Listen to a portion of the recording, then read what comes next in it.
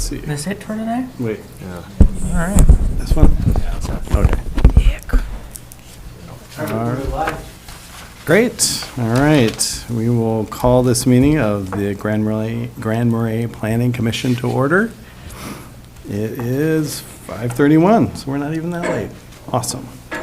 So we've got a lot on our agenda here tonight. And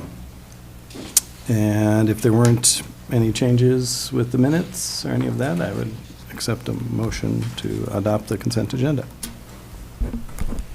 So moved. Seconded. All right, a move and a second. All in favor? Aye. Aye. Aye. Passes. All right, going on to our first hearing this evening. We have the Erie variance request. Jen, do you want to say anything more? Or you're satisfied with what you put out there? I think I'm satisfied with what I put Okay, out there. sure. My first time at one of these meetings, so I have no idea Yep. what happens. Yep, well, I'll just check in here with our commissioners and see if they have any questions for you. Okay. Check for the room too, maybe there's comments. Oh, that's right, well. Are there any public comments in regards to the Erie variance? Okay, fair enough, over to commissioners. I don't have any questions. I mean, I think I understand if this was on a non-corner lot, the size of the house and the location of the house as it is presented, it would be fine. But it's the catch of a corner lot, having two fronts and two sides, but no rear lot, right? Is that what it is? Yeah. Yeah. So, I don't know, I couldn't read on the plan. Do you know what you're plan to maintain on the north side, from the north side of the house to your north line towards the neighbors? Do you know what that number is? The distance? Yeah. Without the variance, it has to be 8 feet. Yeah, okay. But it's my understanding that are you asking like if I build it the way I want, how much would be back there? Yeah, I'm hoping to do like a 5 or 6 foot like patio back there, which is. oh yeah, that's the little red part there on their drawing? Yeah. Okay. I just couldn't read what that says. Right. Yeah. We haven't heard anything from the neighbor? Is the neighbor here? Hi, Yeah. you're okay with it? I'm her mother. Yeah. Well, let are me you okay with let me it? reiterate that. Are you okay with that? Absolutely. All right. All right. Yeah, I mean, I don't have any problems with it. I think it's just one of the, Rory's here, and if he doesn't have anything to say about it, he's the next property that would be. He's Okay. And I don't think that, 15 feet, would be 15 feet, would that be from the porch, do you think, or from the, okay, yeah, so that's even less of an impact than the face of the house, so. Yeah. I think it's great. All right. Brandon, any comments? I have Questions? nothing. Seems pretty straightforward to me. Yeah. I was wondering what was happening on that lot. I saw stuff happening, but I was like, what's happening? What's going I on? got bored. Yeah, started cutting trees down. Had to do something. Yeah. All right, well, very good. Well, I would entertain a motion. I'd make a motion to approve the Erie variance request. All Seconded. right. And we have a second. And looking at our items that we need to consider, I would say pretty much it's in harmony with what we would expect in that neighborhood. And especially with the neighbors not objecting, it seems like, yes, this is something that should go through. So I see no reason not to go ahead with that. So all those in favor? Aye. Aye. That passes. We'll send that on to the city council. All right, and now we're on to the Penner variance. Thank you. Yep. You guys can Thanks, totally Jen. stick around. It's really Yeah, interesting if you want it to is riveting. tune in for the rest of the meeting. Like, how am I gonna get boys out here quiet? Very good.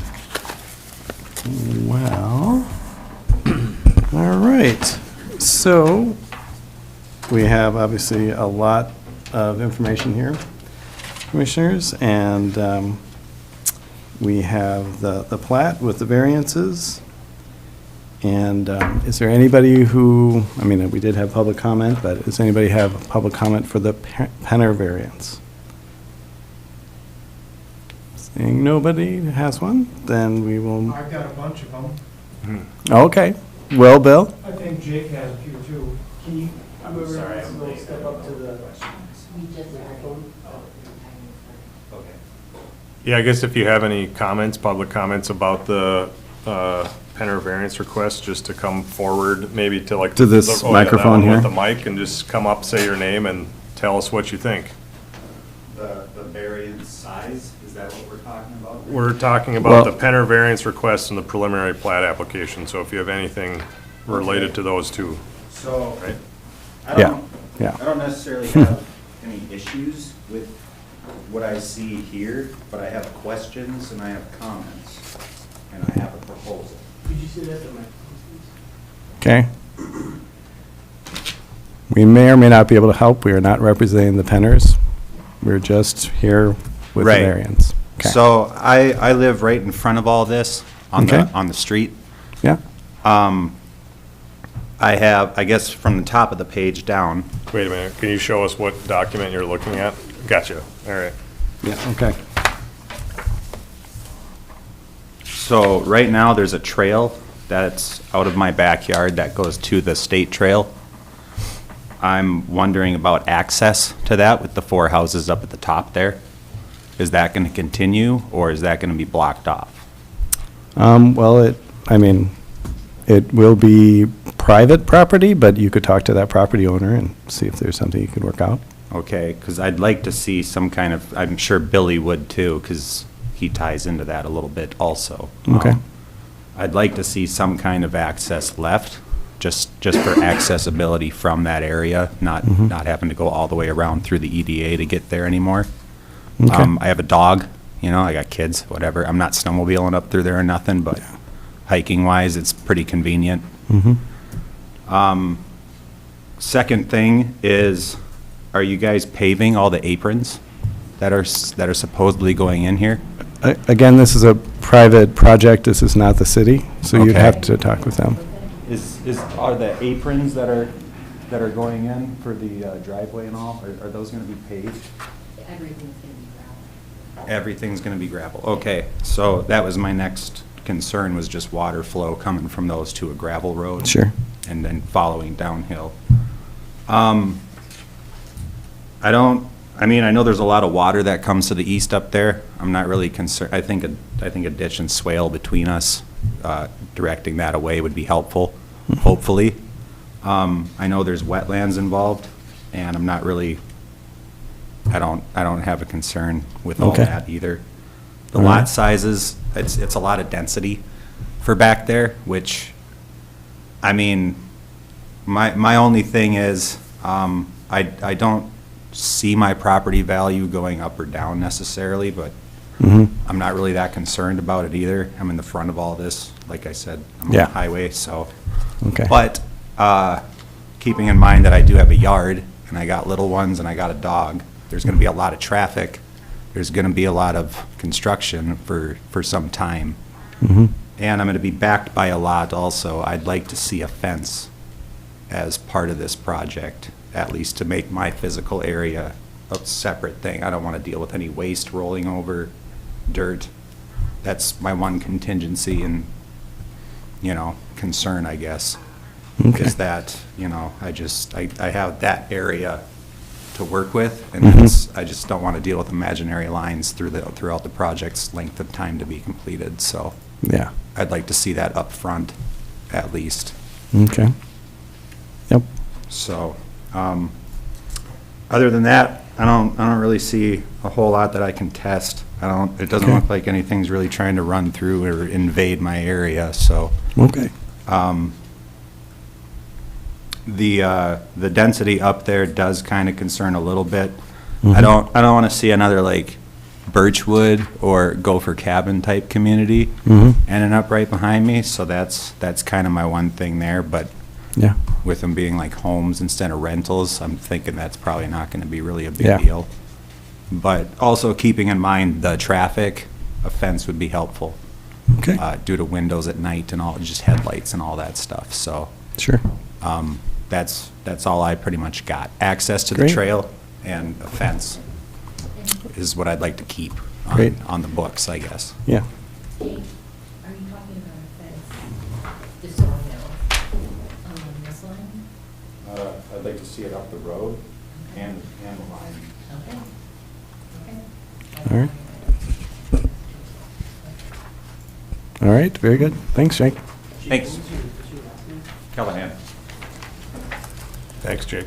Yep. Appreciate it. All right, and then Bill?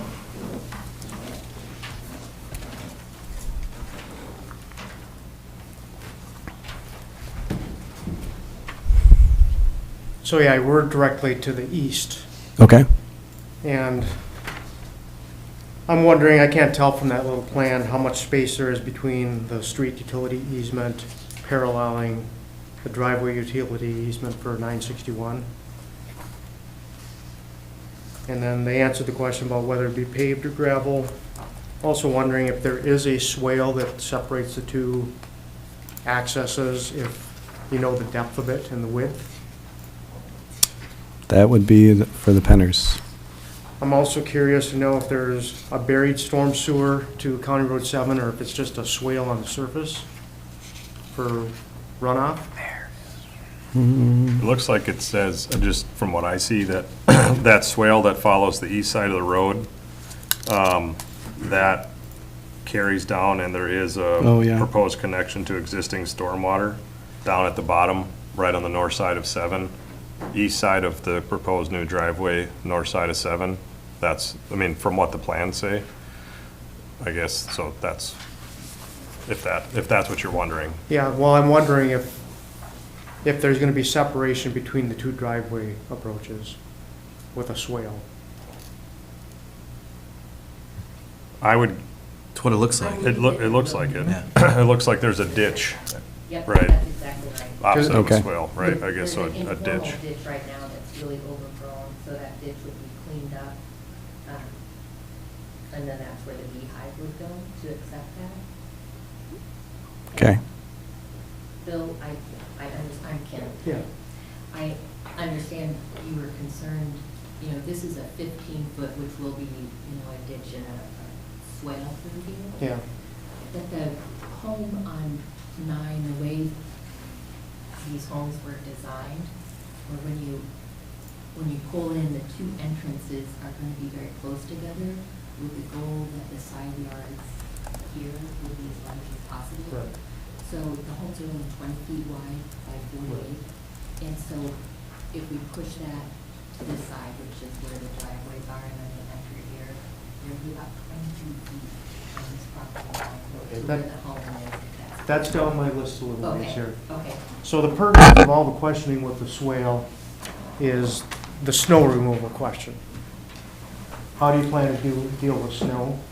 Where's it all gonna go? It shouldn't go in Jake's yard, Oh, and it shouldn't be winged over onto mine for me to redistribute it.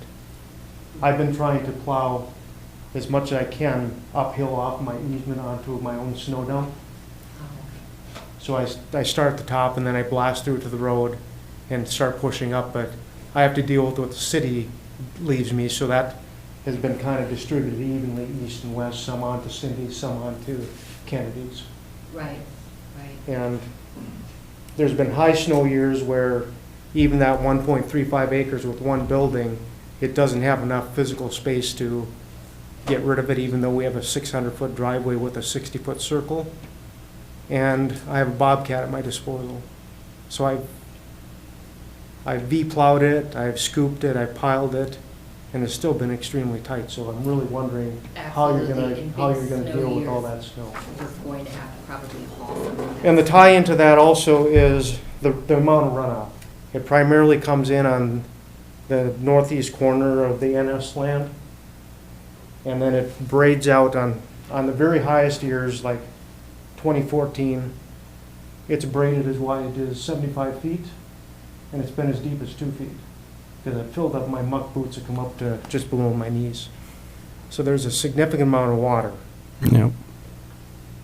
We do have a storm management plan with a pond. I don't Right, know and if you've seen that concerns me also, because I'm wondering how far is that from our property line? And how high is the berm on it? Right. I don't know how high the berm is, honestly. Charlie might be able to weigh in on that. But the infiltration pond itself is about 25 feet from the lot line. So if. Yeah. Right, I couldn't scale it on that thing at all. Yeah. I could look and see that there appeared to be, you know, Yep. a swale of an Thanks, Kim. undetermined width. And then that pond of, it was, you know, that's all measured out, it's like 65 by 128. I don't know the depth, I don't know the height of the berm around it. Right. And I'm not the- sure about that either, honestly. I don't see a berm, Bill. I Okay. think it just goes down from the existing Goes down. dimensions. That's what I see too. So it's taking everything from the north where the T is, the T, you know, up top, this is the way I read this, the top of the T, just onto the east line of the property, those lines that you see, that's not a swale up, that's a ditch down. Right. So that's taking everything down into that catchment Right, I pond. get the swale, but it's And the then- catchment basin. I thought maybe they had it bermed up around the edge to stack water higher than whatever grade is. I wouldn't think so, and so I know that when I've been through this process, like, we kind of had this idea in the preliminary plat side, but then when it gets to the final plat side, that's when MSA or the engineers go through and do their calculations and actually say, okay, well, if this is the size of our catchment pond or our pond, then this is the height of that stack that we end up putting in there for the beehive, right? So it only goes to this point. It's gonna retain water to a certain point before it gets to the top of that beehive and Right. then gets sent down. So it has a chance to kind of collect, settle, and then goes, you know, because this is, again, I'm sure those calculations aren't done yet, but the rule is that any changes that you do, right, with impervious surfaces, which is houses and technically not gravel roads, but that's a different, right? Like, you can't have an increase in surface runoff after post-development than what you have, like, as it sits right now as a raw piece of land. So like what you're saying with like sheet flow that you said gets Right. crazy in the springtime, I would imagine that they recognize that, because I would guarantee there's been wetland delineations done, and so they can see where those are. There is, but it's a representative of a very dry year. I mean, I'm assuming they're looking at species, Yeah, not but just soil moisture. I sometimes wish those species went away faster than they do, but they don't. You know what I mean? I mean, so Well, even if they did Where I'm it, going with this is, we've got a stand of 100-year-plus cedar and white spruce that's right adjacent to that yeah. infiltration pond, and they need to be watered, so I'm Oh, I see worried what you're that saying. they're gonna be deprived of soil Oh, I moisture. see. You're saying you're worried about We actually worked yeah, with what nature dealt us, and we yeah, situated the road yeah. and everything to take advantage of the natural flow of the water So- and the trees. that So soak you're it up less and so on. worried about additional water coming off. You actually want to make sure that Well, water continues to get to I'm those worried trees that about you have. impervious surfaces, because Yeah, we can't take much more than what nature gives us. I mean, yeah. you know, it's been a few times, I don't remember exactly when, I think 2007 or 9, and then 14, I think, where we had the really high snowy years and then the runoff, Yeah. and the road washed out, and I had to bring in a couple loads of gravel. But I could be you know, wrong. I also on- know that the reason for all this is that the bedrock is very shallow.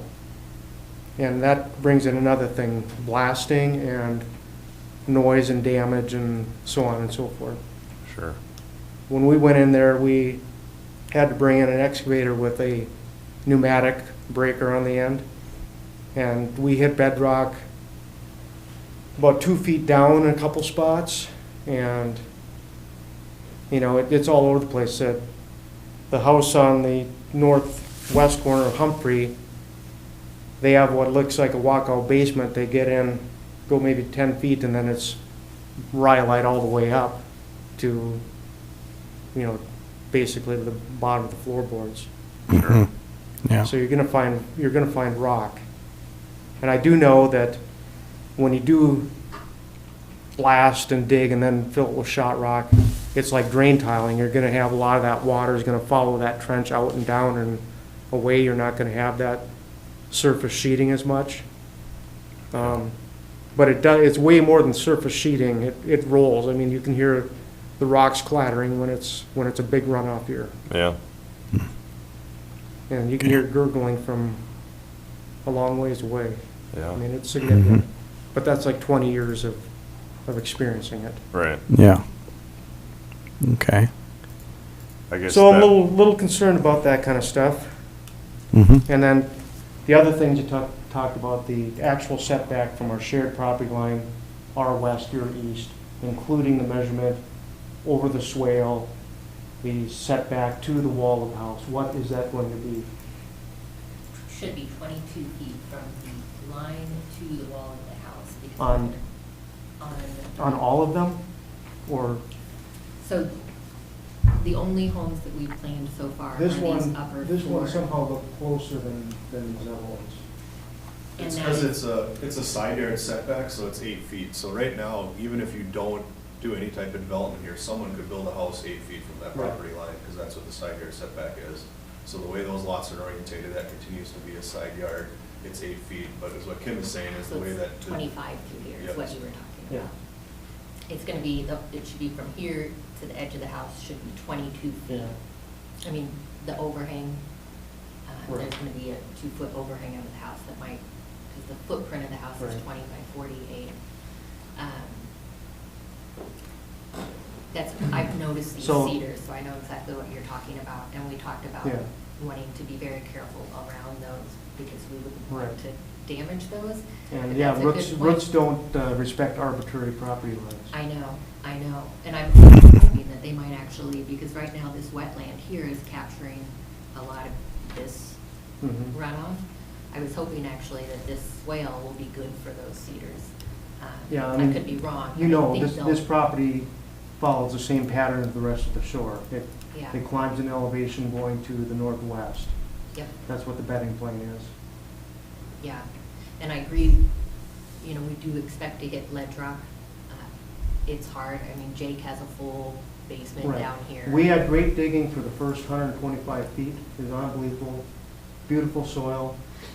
They wanted to keep it for topsoil. Yeah, we see that up here too. And there was a fair amount of decent black dirt in here, but then we started encountering the bedrock. And from about this point, all the way up to 100 from the north line, it would have been game over if it wasn't for that breaker.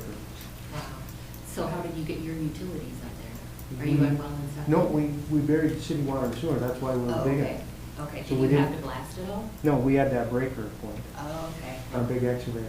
okay. And we only went as far as we went because the arm on the excavator actually developed a stress crack and snapped right out down the trench. So we said, well, good That's enough. I gotcha. We But do yeah, it's- expect, the contractors I've spoken with, because there's actually really good gravel up in this area. I don't know if you've noticed that where there's trees that come down. There There's is just not a lot. some, but we did a test pit right about 50 feet down and 50 feet, center of the property. We made it 3 feet. Oh, well, that's, 3 feet is more than what I Yeah. actually thought the soils would be up there, so that's good. But we're definitely. So Bill, Yeah. anything more? It sounds like you guys are going to have a great conversation more on this. Well, I am concerned about the density. of Okay. course. I think it's way too dense for the keeping of that neighborhood. Okay. And the neighborhood is made up of the very people that they state that they want to help out. We got a state patrolman, we got somebody at the clinic, we got 3 people at the hospital, we've got 2 people at the school. They've been enjoying their homes that they worked hard to put up, and they enjoy their green space. They really enjoy that connector trail that's totally unofficial, but it's been going on for decades, Right. that takes you out to the state trail and then up to Pincushion. Mm-hmm. It's 100% on private land, but it's never been discouraged. There's been some verbal, go-aheads and stuff like that, but Mhm. nothing in writing and certainly nothing posted. that is something that I would like to see. It's traditionally, it was from Gopher Trailer along the north edge of, right on the city property line.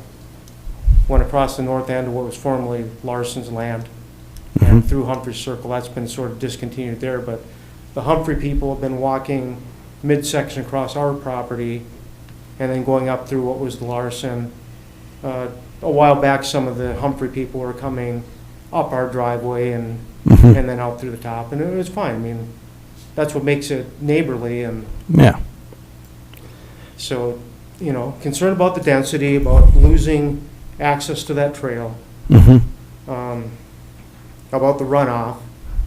Actually, don't want to gain more of it in terms of flash events from impermeable surfaces, but I also don't want to lose the Right. baseline, which is feeding the cedar swamp. Gotcha. Okay. And, you know, there are marker species in there like high bush cranberries and cedars. There were a few tamaracks, and there's alder. Okay. Well, thanks, Bill. But yeah, I mean, I know I can't do anything to stop somebody from doing what they can do with their property. Right. I'll just add that when we put that in, we took into consideration how we were changing the neighborhood. So I situated the road so headlights would never be hitting in somebody's backyard. I angled it over and then straight down, and then to visually screen, I didn't make a shotgun driveway. And when I built the building, I doubled the setback, and I chose a spot where it was naturally high ground, and it also was not in anybody's sight line. So that's why I'm really curious about what is the actual developed distance from the shared property line to the Right. back sides of your building and so forth. And it sounds like you've made a good effort for the space you've got, but I feel that it is too dense for that particular locale. I understand. All right. Well, thank you, Bill, for all your comments. I'm going to turn it over to our commissioners now for more conversation. Thanks, Bill. So this is much bigger. So it seems like you all might be speaking for, Right, my name, if you could come forward, that'd be great. public speaking is not one of my favorite things. My name is Kim Wolf, and I'm acting as Jane Penner's representative today. Yeah. I am, you know, the reason she purchased this, knowing that she was of the mindset to try to give back to the community. And so when I had the opportunity, we first offered this piece of land to Jason Hale to develop it because he had shown some interest in it. And it didn't financially work out for the seller for that to happen.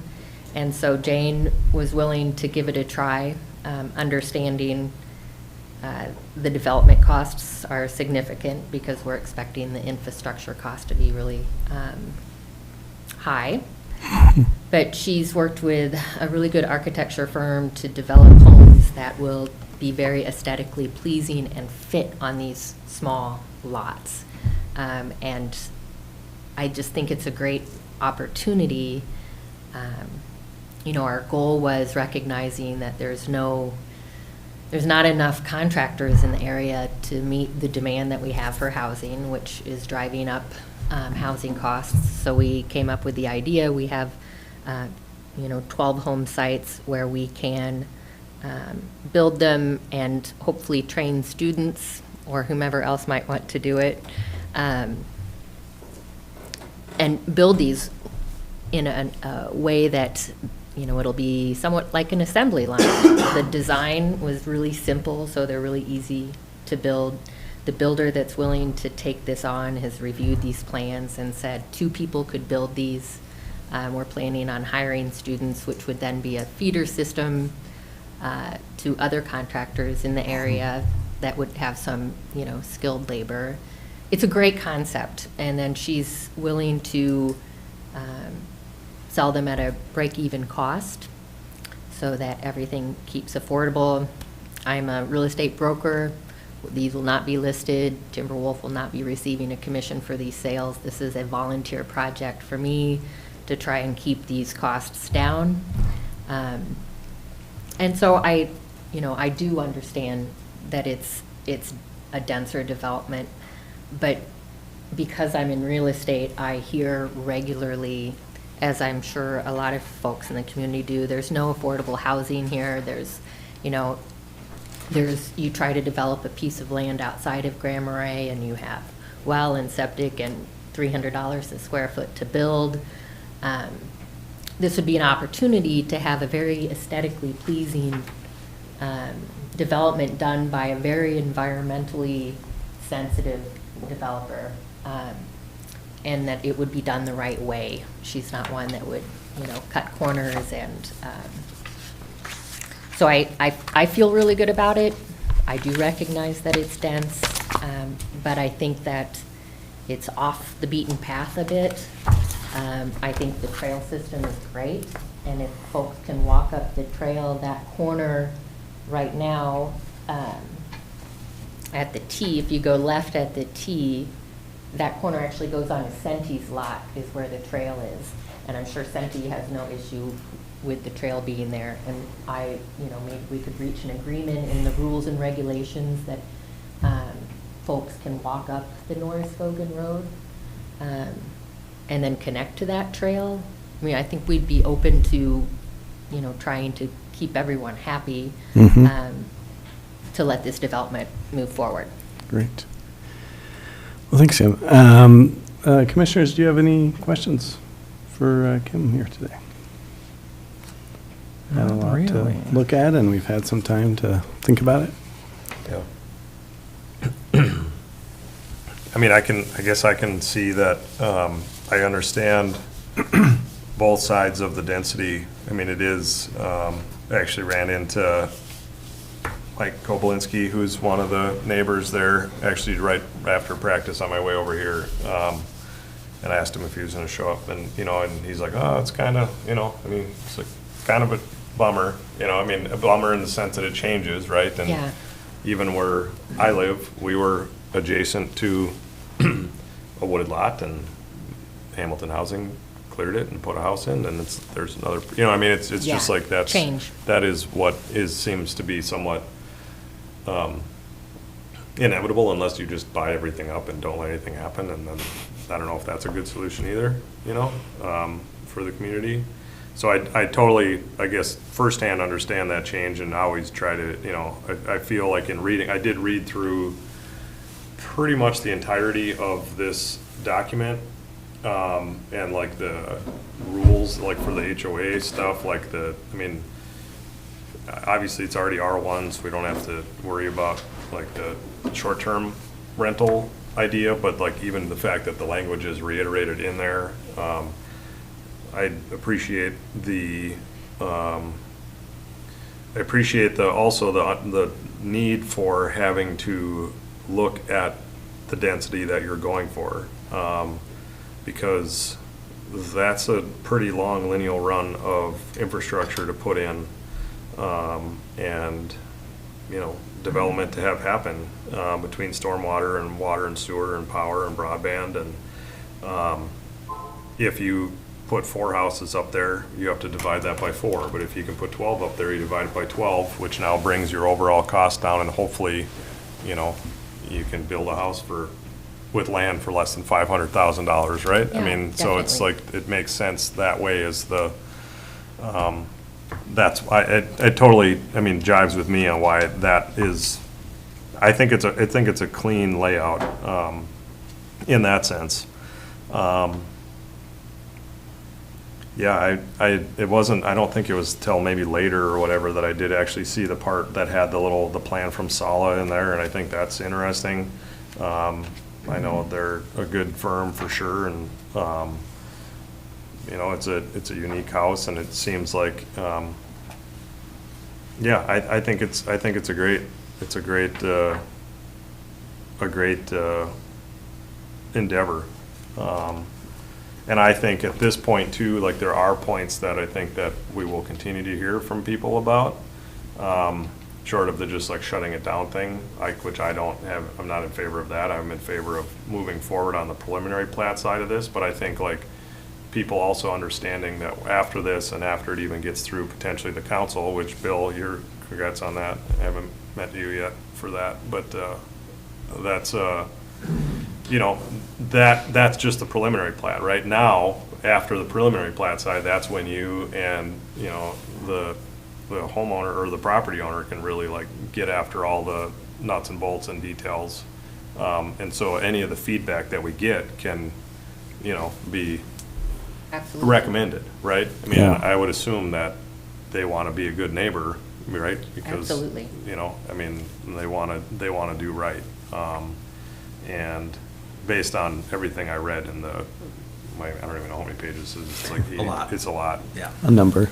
Yeah, and the most important thing that I did forget is that we are restricting these to be owner occupied. So they're not going to be rentals, even long-term rentals. A person has the right, like if they were to build a 2-level structure, which the top 4 houses would not be, but they could do a duplex with proper permitting and rent below, but the person living in the home is the owner. They're owner occupied. So that was Yeah. huge. Yeah. So anyway, I'm sorry. Go ahead. No, that's. Yeah, that's good. So I guess I won't ramble on anymore about it, but it's exciting. Yeah. Brandon? Any I like the thoughts? project, personally. It looks like it's gonna be what we need, you know. The population of the city has to increase if we're gonna meet demand for labor. And we either do that by expanding outward or we do it with density. And I think this is a good start, so. Okay, fair enough. One of the things that we're looking at with this variance is that we have that long run coming in that comes to a T. The question that I had, because we've had this happen before with Skildum and his development, is wondering about a fire engine being able to get back in there and turn it around. And I was hoping we'd hear back from Benny, did we? Not yet, so that Okay. loop needs to get closed, but I'm expecting this is going to work fine. This dimensionally is bigger than some of the hammerhead turnarounds that we've approved Okay, for that sort of use, all right. so. I We mean, did specifically ask the engineer that we need to have fire truck access. Okay. And we've also checked with the city and the water pressure to make sure the fire hydrant that will go at the top of the development has enough pressure and it meets the flow and the pressure for that. And that the engineer assured us the dimensions for the turnaround, that did have fire truck turnaround access. Okay. Hope I'd wring his neck if it didn't. Yeah, so as we're looking now at the variances that are going to be needed here with this preliminary plat, we have the run and the size, as well as it being a dead end and private street. I feel like, you know, as we've looked at all this in the context of our findings here, again, it is something that is what we need in our community right now. And, you know, we do, you know, density is what we're asking for. We are looking to have more density and infilling wherever we can. This is not exactly infilling, but it is using some of those properties that are here within the city limits to the best of our ability to make sure that we can have housing for folks that need it. And I think that, you know, we do take into account the thoughts and feelings of the neighbors, and it sounds like in this particular instance that we have a very responsive party who's involved, and so it seems like we will be able to address the concerns of the neighbors of this property. With that in mind, I would take a motion. We haven't talked about the other variance. I think you want to make sure Oh, that's covered too. So one of the lots The number 10. That's right. includes I the forgot. wetland that's been delineated, And rather than touch the wetland at all, the buildable area of the lot gets shifted into Right. what would be the setback. And it's, Yeah, I forgot you about know, that. not a large area left to build on, but they do No, have I a think plan. it'd be that they've- 20 by 28 is Yeah. the footprint we're thinking for that structure, which would have a garage below it with living quarters above it, so that we would have a home base for the builder while the construction's occurring. Hmm. And so part of the preliminary plat would be a variance that would set that setback for that lot to be different than the other ones. Okay, very good. All right, and any discussion around that, commissioners? No? I don't have any problem with that. I don't either. I feel like it's a new build. You're not encroaching on a neighbor yet. And the So, wetland does provide a little better buffer at least, but yeah. yeah, than the other two. that'll pull you in more from the east, right? Yep. Okay, well, with those variances in mind, I would take a motion. I'll move to approve the variances. All right. Do we have a second? I'll second. Motion and a second. All those in favor? Aye. Aye. All right, so this will go on to the city council. Thank you. Thank you. Thank you, thank you. Yeah, thanks. Yeah. So,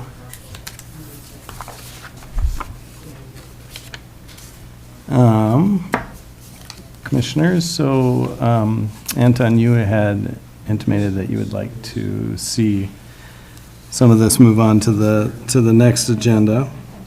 I would, only because I don't know if it's because the way the packets were, because this first thing came out, and then there must have been additional, and I feel like maybe I didn't quite get into the, I sent out that variance ahead of time just because I knew yeah. I probably want to digest it and then follow it up with a full package. Yeah. I Yeah. focused on that first one when I saw how big it was and did not, in all honesty, look through those others. So, Okay. I mean, we can talk about it. I can't really chime in, but you guys want to talk about it? Well, I think, as, at least this first one, the building height and the vacation rental licensing, I feel like we do want to have more of a Yeah. robust conversation around that. So if we could go ahead with the ordinance, I think that would be great. As I showed you, there was just some minor changes that will hopefully encourage people to actually use that. Yeah. Here we go. Yeah, so as we can see, I'll actually need my glasses for this. Yeah, so what we're looking at is changing our size for the plan unit development from 3 acres to 2 acres. And so the density of the units is actually related to our actual ordinance in the R1. So that's why there is now available to be 10 units as opposed to 4 units that previously was. So, and really, those are the two fundamental Acreage things. and the, yeah. Acreage and the amount of units. So it would be nice if we could get that moved on to the city Yeah. council. So the 2 comes from what you were talking about right before the meeting, Anton, the city block, which you were doing a preliminary plat on an entire city block, isn't 3 acres. It's just So we've over- already just got over 2, right? It's 2.5 or just under 2.5. And so the idea that anyone would ever be able to acquire a piece of property that meets these standards and want to develop it this way at 3 acres clearly it's been on the books for decades and it hasn't happened. And now there's been a few potential developments, including the one we just reviewed, where you can see 2 acres is a much more reasonable size for what somebody might be able to get and consider developing. And that way they did their preliminary plat, that's not really for a planned unit development, but the next one we look at might be. So somebody who's got a difficult to develop piece of property with a lot of physical constraints, whether it be rock or slopes or wetlands or anything, and the idea of leaving 50% of that undisturbed is actually of a benefit, this tool is designed to allow you to trade that off, so you don't have to give up the benefits of that area density-wise. You can still share the costs for the infrastructure over the same number of units, but you don't have to work on the difficult to develop spots, and really then everyone can benefit from them staying undeveloped. And at PUD, you also get to define what your side yard setbacks and all that stuff. Everything's definable. just Yeah, make the it up. dimensions of the lots, the size of the lots, Right. all the setbacks, everything about it. So you're creating the box you get to work in versus working within all the constraints of why we had to do the variance on, Yeah. you know. Yeah. So, and just to put that in the right context, the plan unit development is a use in our zoning ordinance, and it's always a conditional use where it's allowed. So somebody that wants to go through and talk about a plan unit development still has to do the special permission process where we invite the neighbors to talk about the plan, and we look at it, and we hear the feedback, and we make potential changes. Yeah. All right. Yes, I'd make a motion to approve ordinance Mhm. 2024-01, the modifying the PUD standards. I'll second. All right. Motion and a second. All those in favor? Aye. Aye. All right. Well, that will move on to the city council. We will send the other two items on to our next meeting. So let's talk about our schedule quick, Okay. because the regular May meeting is not going to be a good one schedule-wise for me, and I think there's enough stuff going on that we probably want me to be there. Okay. The person who I'm talking about that's going to submit a development that you want to look at next time actually wants us to push it back further than that. If we have these items that you're pushing back to another meeting, maybe we want to look at another meeting in April 1st, where we take up these items, and then a meeting in later May, where we can look at the next development proposal, if that makes sense to people, rather than wait 6 more weeks to talk about these again. So wait. So when are you thinking? I don't know yet, just Okay. a concept. I didn't know we were going to push these back, so otherwise I'd just say, well, let's wait till mid-May for the next meeting, but if Is we're going to there- do these, then let's think about doing them sooner than that. Was there stuff that we were supposed to read about in the packet about these, the building height and the, The vacation rental, there's a Your lot of brief. stuff in the packet. okay. Yeah, the building height, there's just some context, and there's some other stuff we could talk about tonight. If you want to do that, we still could. I guess I wasn't expecting you to take action on either of those things tonight, Okay. but rather just this is a chance for us to work on them. Sure. Yeah. That's fine then. We can talk about it. Okay. We've got feelings. Do you? Okay. Well, then. Well, the feelings that I was hoping you'd help me with on the Yeah. vacation rental, it actually would require that you had read what was in the packet, because that's what Yeah. I'm hoping to get some help on. But I'll talk about the concept, because really, this was an introduction to the planning commission anyway. This hasn't been on your agenda before, but this is something that the city council's been talking about, whether we want to join forces with the county and use their pre-existing licensing program that they have for vacation rentals. When we participated with their original program development, we at that time did not decide to move forward with them. And now that their program is established, there are some real potential benefits to us using it, including some enforcement and monitoring in the city limits, which we don't spend a lot of time and resources on. And they've got a program in place that can do it. So it makes a little more sense for us to do it. The tricky part is the way they wrote their ordinance fits around their zoning, which handles vacation rentals very differently than our zoning does. In ours, we include that as just a use called lodging. Doesn't matter what form that is, and it's not allowed, it's not written on the list of allowed uses in a lot of our zones.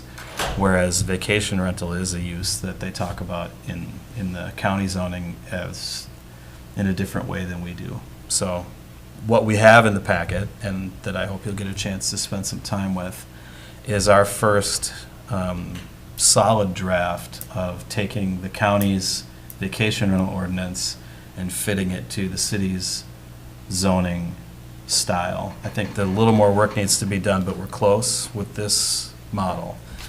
the next step, if you want to proceed with this, and if the council passes this type of ordinance, would be that we'd enter into a contract, a joint powers contract with the county, basically where they're a service provider to the city, and they're getting paid to do this work by collecting the fees that we charge for licenses, just like they do now. I was on that when they had to re-up their ordinance, Mhm. right? Yeah. Because of the initial period, whatever time. I was Yeah. on that. That was pretty interesting, like or meetings that we had. We met a half dozen times or something, but Yeah. it was a good process, I thought, like lots of, and mostly stakeholders from outside of the city. I was probably there because I was in the city. don't I know. think you were probably the city councilor there, yeah. Yeah. But it was, so I would be interested in that, and I'll read through that, and, the stuff in the packet, sorry, I didn't do it. Do you think that this wouldn't be something, I mean, not that it wouldn't be a good further discussion here in planning and zoning, but is this something that we could just push to the council as is, or you want us to workshop it first before it gets there? Is that sort of your concept? That was the original concept. Okay. So, a way we could do that is you could still all each read this, and if you think, hey, this works for me, then you can just let me know that, and we'll put it on a council agenda and without need for significant revisions. Okay. And if there are things in here that you say, I don't understand this, or I don't like the way this reads or works, then we'll put it on an agenda where we can workshop it. Okay. Okay, That's fine by me. Okay. that'd be good. Okay. Sorry, Tracy. We're at no, please, talk. Oh, wait, sorry, Michael, do you want to? No, it's okay, Anton, you just go right ahead. Thank you. I wasn't sure your exact process. So last year, we had actually 2 city council meetings, one of which Tim Nelson came, and we talked this through 2 different times, and it was agreed that this could go forward, and based on Mike's timeline and Tim's timeline, this could be up and running by the first of the year, and now it's April.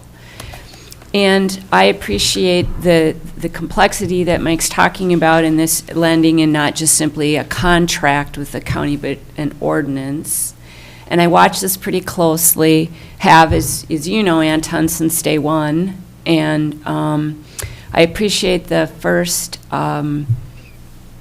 stab of the ordinance, and it talks about purpose and intent, and some of the things that are in there, but I'd like to add to that one of the reasons I find this important is I want consistency for businesses and guest experiences. So if you come to do a short-term rental here, whether it be anywhere in this county, you should know what it's about, and it should be consistent. And right now, the city's sort of the Wild West because no one's paying attention.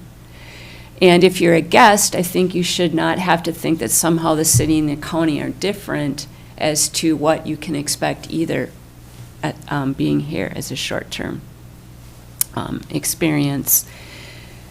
I also think that because of the way our zoning works, and I had the county help me put together a map, and I haven't finished getting all I want to analyze around it, but we have certain areas that now allow short-term rental, but are really principally homes are sitting there, and many of these we watch get flipped. And right now, to me, the biggest thing is preserving housing. We are potentially seeing apartment buildings and small houses like this latest development, but I'm not really, I don't think we can build our way out of this, and I would like to see that we preserve as much housing as we can. And right now, I feel that's a risk, the way we have, and we've watched it happen within the city of houses flipping over. And also lodging tax collections, which I know we don't have the wherewithal and, the ability to do that, but I think it's important that we ensure that all the short-term rental people are paying theirs, and that's the benefit also of belonging to this. And we do benefit from lodging tax in the city of Grand Marais quite a bit. So to say it doesn't influence in a positive manner isn't true. And we also see a lot of other establishments having to make sure that they collect that lodging tax. So to say somehow, other hotels and businesses here in the city very much so have to do this, and somehow short stays right now are like we're not watching that.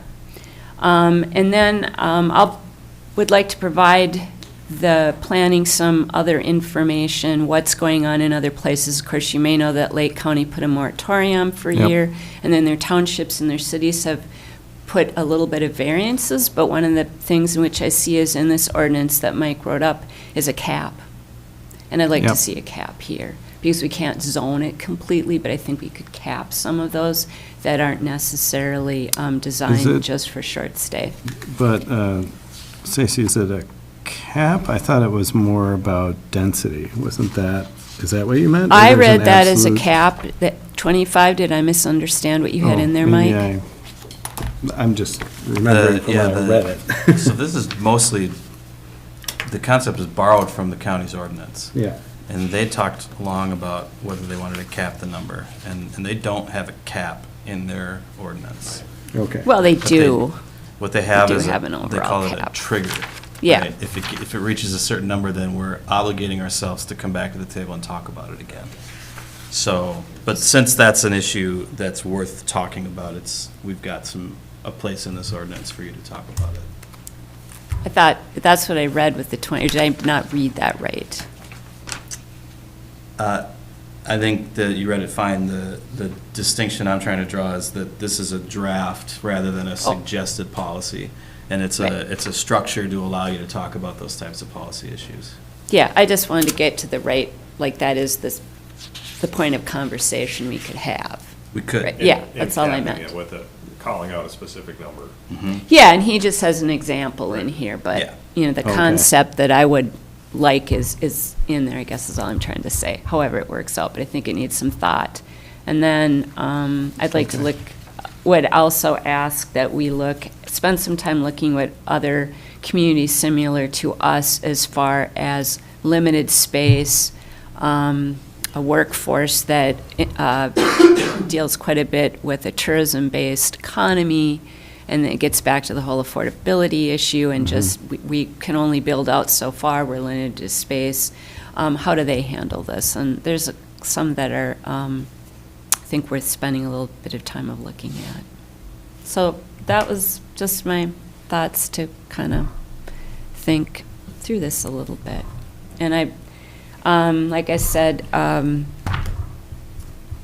they, over in, I guess that's planning, they gave me a nice map to start looking at, to analyzing, how many homes do we really have available, as opposed to places that are built specifically for short-term purposes to begin with, and where in zoning can we watch them potentially go bye-bye to be a home for someone in our community, even though we can't obviously restrict who buys them. But if they have to, if they need to be at least as a home, I think that's a step ahead. And I mean, that is what we've done with R1. I mean, that was the big push there, was to establish that as a place to not have.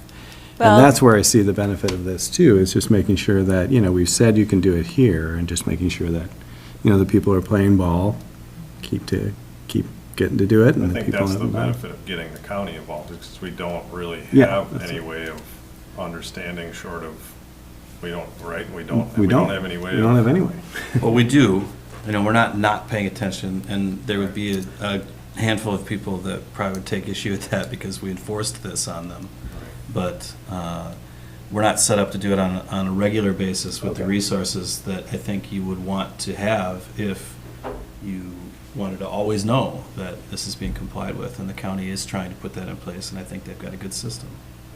And Yeah. they've indicated they're more than happy to have us join. That's not Yeah. an issue for them, and Sure. $400 fee isn't a large amount. But I think if you just envision Fifth Street, you'll get the concept of where we can potentially lose a lot of homes.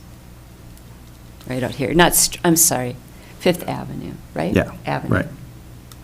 We know what you meant. At the door here. And we have already. And that's where I think sometimes, that's our old community. Like, this used to be a major thoroughfare, right? This was your way up the Gunflint Trail. You were going to book a cabin right along here. Well, it really isn't anymore. But our zoning kind of reflects that still, and then yet we have a lot of homes along this street, and some of them are no longer homes. Right. And we could lose even more. That's the kind of piece I think about. Yeah. Thank you. Thank Thank you. Tracy. Thank you. You want to talk about building heights? I'll let you guys think of. You're gonna let us chew have on that fun? one. Yeah.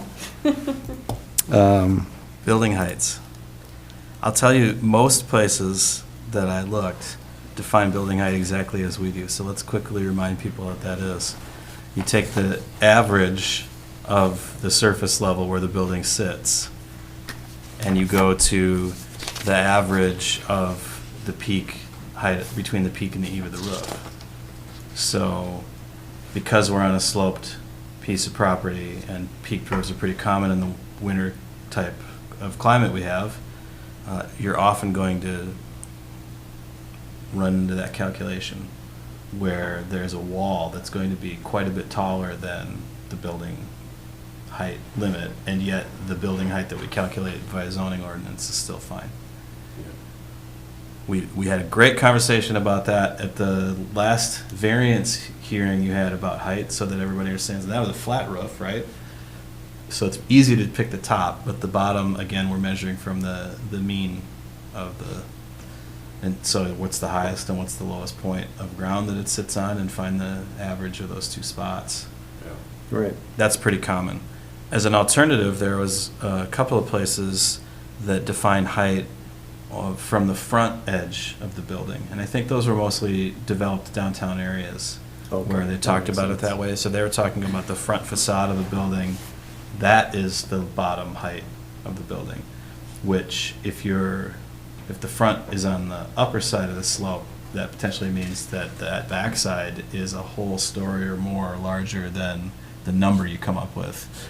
And those were more common in form-based development codes where they're trying to shape the street experience. Like I said, it's more of a developed town.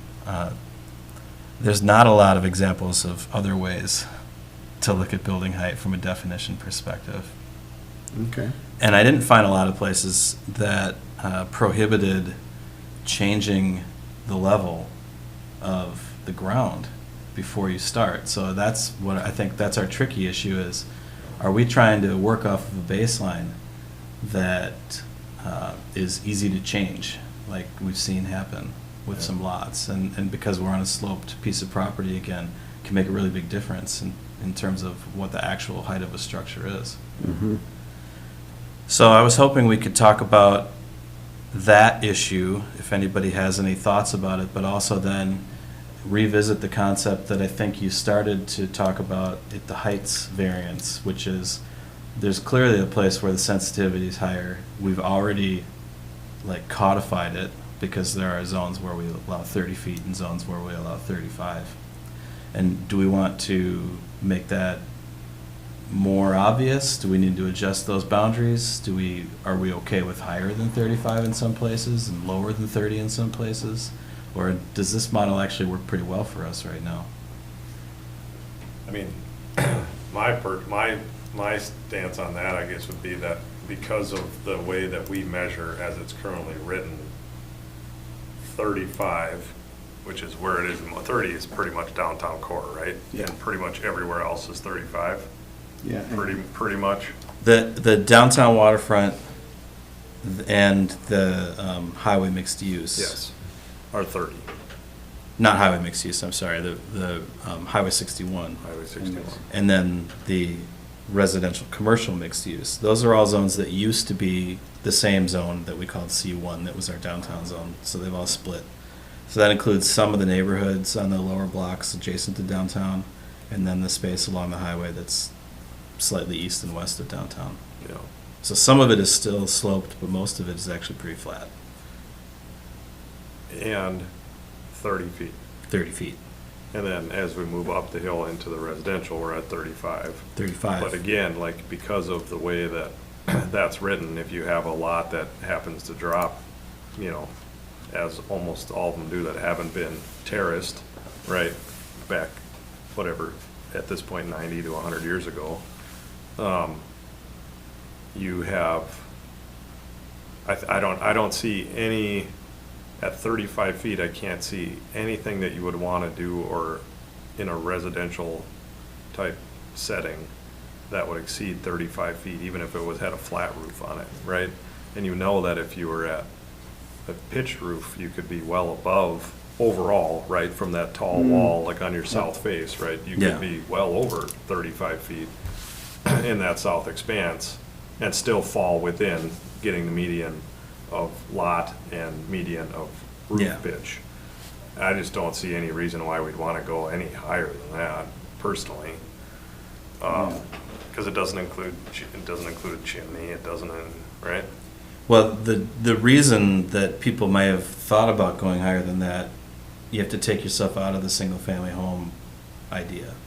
Yeah, they're, If you're building an apartment building and you want it to be 3 stories, then that 35 can actually be Pretty difficult tight. to do. And not impossible, right? Because we see 30-foot, 3-story buildings downtown. But again, that's flat. And so it's tricky to get a 3rd story in. The way that we've responded to that in a lot of cases is they're only 2-story buildings rather than 3. So most of our apartments are that. If you look at the Grand Marais condominiums building, that's kind of the outlying example. And yeah, it's also an example of how a building can really appear to be very, very tall. Like that south-facing wall is easily 45 feet tall or more. right. Plus, it starts well above the street level on that line, so the perception of it is even higher. And yet, when you do the height calculations, the building's 35 feet because it's not as tall on the north end, and it's got a pitched roof. You're tucked all the way in, Yeah. Yep. split level on the top side. Yeah. I mean, I do think that there's something to be said about, because don't we also have some crazy number, unless that got changed when we redid our zoning? I mean, don't we have some crazy fill number before we need a grade and fill permit? Yeah, so that regulation's in here too, and the place that it lives is, the only place we talk about fill in our entire city code is in the section of the zoning ordinance that was created through the North Shore Management Plan.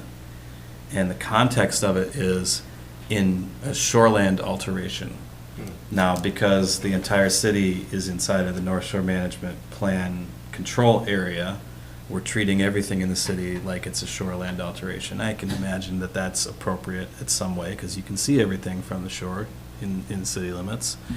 But what it says is, an erosion and sediment control plan shall be required for excavations exceeding 1,000 square feet or 100 cubic yards, or fill exceeding 1,000 cubic yards, or 50 cubic yards within the structure setback area. That structure setback area they're talking about is Lake Superior Lakeshore structure setback area. So almost all fill is going to hit that 1,000 cubic yard. And it's not a limit, it's a trigger, again. If you have less than 1,000 cubic yards of fill, we're saying we don't need to see an erosion control plan. If you're going to do more, then all you have to do is submit an erosion control plan. We still don't have any limitations on fill. So there's definitely cities that have more controls in place about that, but they weren't the same, they weren't related to building height calculations. There's not a good, I didn't see one anyway. I'm trying to remember off the top of my head, but I'm pretty sure it's like 10 or 50, it's like something pretty minimal when you're doing a county permit for building, like land use permit. And they wanted to see an erosion control plan. Well, that too. I mean, Yeah. that's just even like you need to like either grade and fill permit, like, right, there's all these other different things besides, right? But their permits they don't say you can't have a permit because that's too much fill, right? No. They're looking at the impacts it might have and making sure that you're following all the environmental regulations. And we're saying on ours, go nuts until you hit that 101st dump truck. Yeah. Yeah, I think that's crazy because the sites that we're talking about, right? The sites that we're talking about, I mean, even this project that we talked about today, I mean. Right. They won't have that They're much. not gonna have that much in, you know what I mean? Well, they'll have 100 cubic yards of excavation, so they will have to have, and plus, they're actually, Yeah. they're going to impact more than an acre, so they'll need to have their own. Yeah. Yeah, they'll have their own NPDES permit through the state. Yeah. Yeah.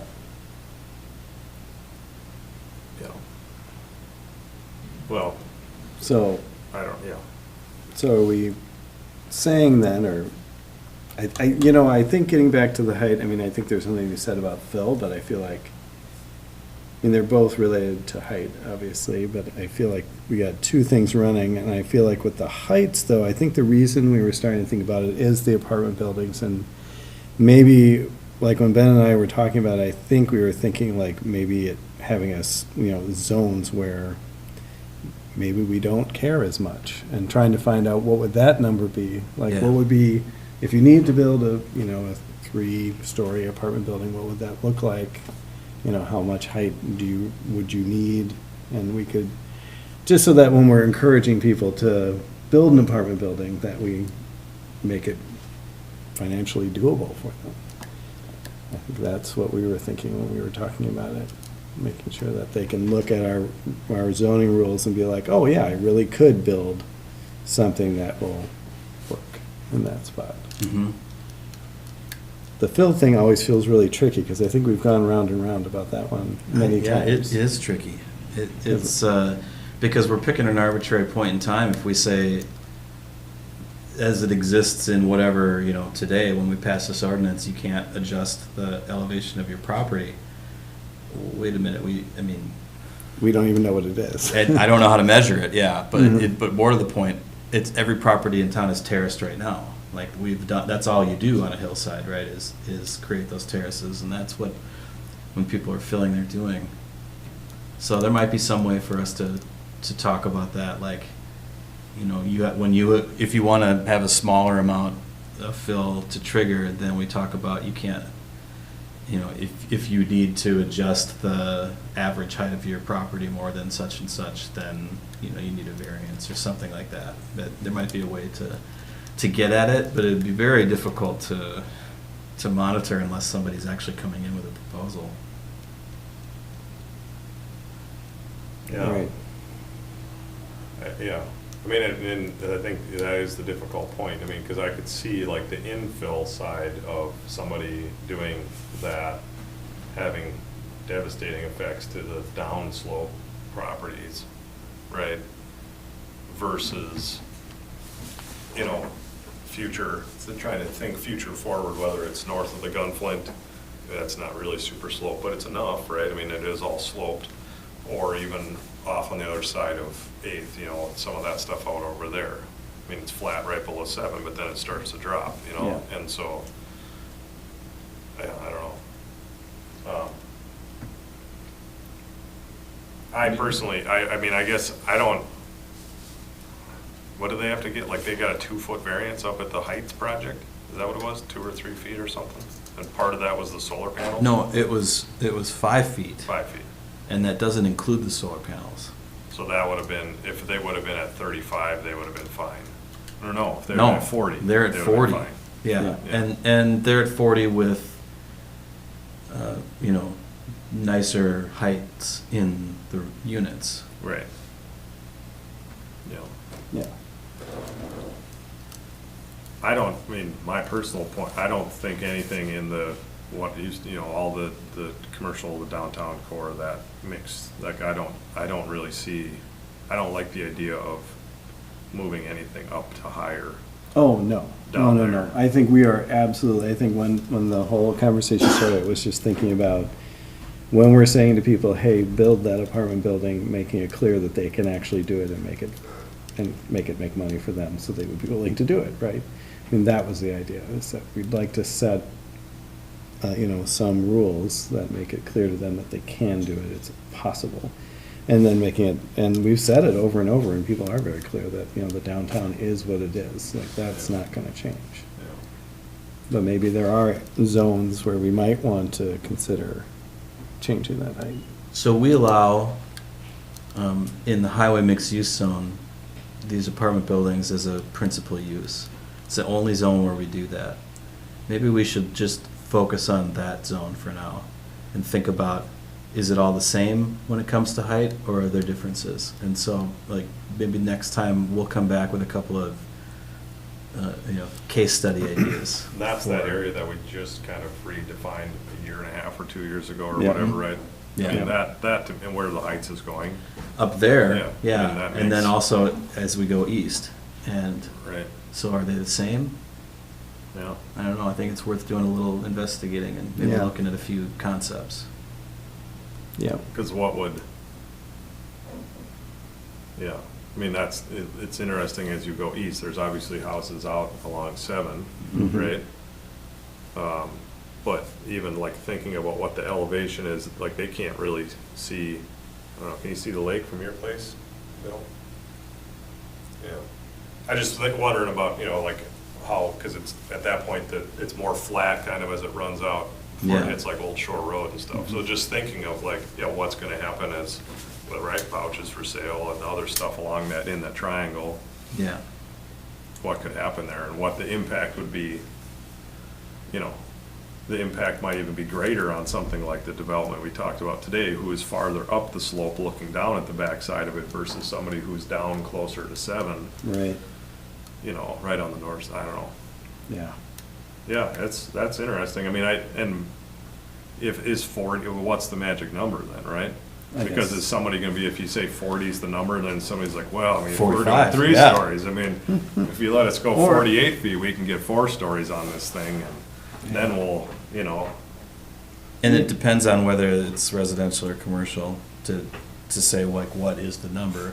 Mhm. But clearly, we've also demonstrated we can make the number what we want it to be for the reasons that make sense to us as a community, and people can adjust to that in most cases. Yeah. and I think that there is site, Specific. well, site-specific, which isn't necessarily a great way to do, like, maybe like to do zoning, but I mean, I think like it's important because there's already an existing, we're not starting from scratch here, No. Yeah. right? I mean, there is an existing, Stock of. stock of homes houses and homes and- Everything, yeah. That So- was true in 1971, the original zoning ordinance was established. yeah, There was already a bunch of homes, and the original height limit was 40 feet. Huh. I'm not sure when it changed to 35 or 30. wow. Okay. And, I mean, we do, obviously, people come for variances, and, It's a strategy I think you can decide makes sense too. Like, I think it's still worth looking at, is there a zoning change worth considering because we recognize that some areas share a characteristic with the last variance where we'd be willing to allow one, then we should just make a zoning change. But if we can't come to that conclusion, then it's perfectly appropriate to say 35 is the limit, make your case, like, we'll listen. If you can create findings that are acceptable, then we're interested. And if you're downtown, we're not. Yeah. yeah, I think that is what we have right now. That's kind of our policy as it exists today. Yes. Yeah. That you've created through the decisions that you've made. Yeah. I don't know. I mean, I think it'd be good to maybe continue that conversation on the height piece. I think the fill thing, we really do have to come up with something. That probably absolutely needs a change. The heights, we might be able to keep working with it as it is. Yeah, my only thing to that is like, that's Yeah. such a, especially I mean, it almost doesn't matter. I mean, I think that there would be a little bit better continuity in moving from inside the city limits to outside the city limits. I mean, I don't think you have to necessarily say like 50 yards or go like some like kind of like if you're getting a load of black dirt brought in or whatever Yeah. for your gardens, like you gotta like, you know what I mean? Like, I'm not there. And I'm not even sure I'm like I don't know what the number is, but it's certainly like 1,000 is crazy. That's a big number. Like, that's a big number. And to me, I think like, even if all that means is they gotta like write out, like, we're gonna go buy some silt fence and some, you know what I mean? Like, that's all you'd have to do is show, here's Yeah. our plan. We're gonna draw a little line around the property, put some stakes in, but if you all of a sudden have this like huge embankment, you know what I mean? Like, Yeah. because you are allowed to bring that in, maybe I'm just not smart enough. I just can't understand where you could possibly kind of, I don't know what the point of having that such a large number out there is. Well, it certainly accomplishes the removal of the need for us to have anybody who's an expert in erosion control plans, because Yeah. we're not gonna have to look at one.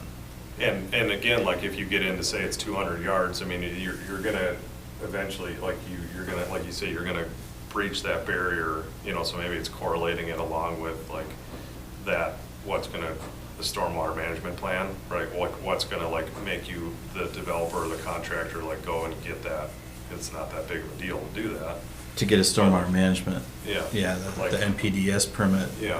Where you've got your own plan. I mean, it's not a big deal for a developer to do that, or a builder to do that. It'd be a huge deal for a homeowner Right. to do that. But that's a big, but it's also a pretty decent sized number that triggers that. is Yeah, what I'm it's an saying. acre of disturbed surface. So that's what I'm saying, Yeah. like nobody's, I mean, not nobody, but the likelihood, and Yeah. wouldn't we want, when it's at that trigger point, wouldn't Yeah. we want to look at that? Well, 'Cause we you don't could- need to, though. That's the point, that the state already has that rule in place, so. Well, I know, but I think that we want to, I think that like, even if the state says that's what, if you disturb this, like you need to put this in place, but I think if somebody's gonna bring in 1,000 cubic yards of fill to alter the site, that even if they follow the rules with like what the Minnesota Pollution Control Agency and Stormwater Management Plan says, that still is gonna have a pretty big impact on adjacent property owners. Yeah. And the fact that nobody really can say anything,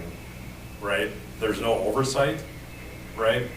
That's the part that I think is a little bit off. What we did, Right. Does that make sense? I mean, this I'm is a not- stormwater management issue in our ordinance now, Yeah. and it kind of is for the county as well. Like, they wrote a stormwater ordinance that is the origin of that management plan requirement. Yeah. And we sat in with them on that process too, because we want, if there's an opportunity for us to have the same rules inside and outside the city, we want to do that. Yeah. The things that they talked about, the types of developments that they looked at are so different in terms of the scale of the properties that they're talking about. There just wasn't any crossover. So we might have to go alone on this one and think about, okay, well, where is that threshold? And we can take some examples of projects that people have applied for permits for and just see, well, how much dirt did they have to move? Like, where is it that we care? Yeah. And try to establish a number that makes sense to us. Yeah. If somebody's got a 5,000 square foot lot, they're not going to put 1,000 yards. You can't do that, right? That's crazy. Physically, you couldn't do it. So it probably won't ever be something that we are concerned about with a lot that small. But if you are, like, maybe what we decide is it's not about the cubic yardage as a number. Maybe it's about the change in height as a number, or maybe it's about the a percentage of the lot area as a number, or something else that we care about. Yeah.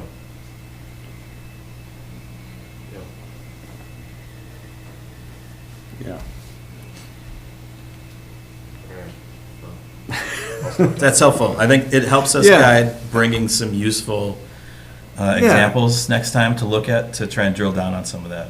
Yeah, because I think that is, everybody's thing is feeling like people are gaining height by putting in a bunch of dirt. Yeah, and it's super rare, right, that Yeah. that happens. Yeah. Well, we get the complaint, Yep. so. All right, I would say we're adjourned. What? Nice. Should have did that. Thanks for your work, everybody.